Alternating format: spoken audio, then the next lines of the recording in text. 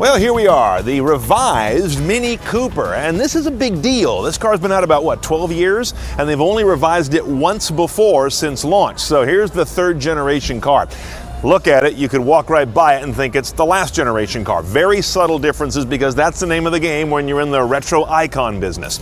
Little different taillights are one spotter's trick. They're a little bigger with some LED modules. It's also got optional LED headlights, which is pretty unusual in this price category. Your base car is a 1.5 liter, 3-cylinder. Now that's something new. Your S car is a 4-cylinder, 2-liter turbo. It used to be the turbo was the S, now they both have turbochargers. That's how they make up for the missing cylinder on the 3. Difference in performance, about a second to 60 separates them. Here's a giant mock-up of the new Mini Touch controller. So it's not quite this big, but it's much bigger than it used to be. They've now got a large central knob that has the turn, click, and kick functionality, common in so many cars. Plus you got a bunch of, home run buttons here that'll take you directly to certain functions like audio, telephone, or the main menu.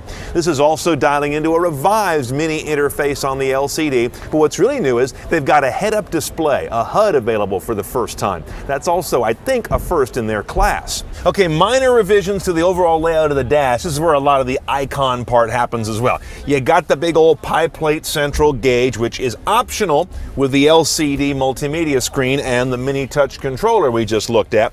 All of them have a little different knee bolster shaping here, the way this inverted T comes down together. And they've also redone this binnacle where the tack and the speedo live.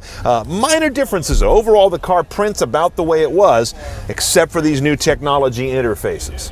One thing I hope they can address with this new Mini are their either mid to in the cellar reliability ratings on these cars. In the exuberance around their style and kookiness, sometimes that doesn't get noticed by buyers. It's an important issue though.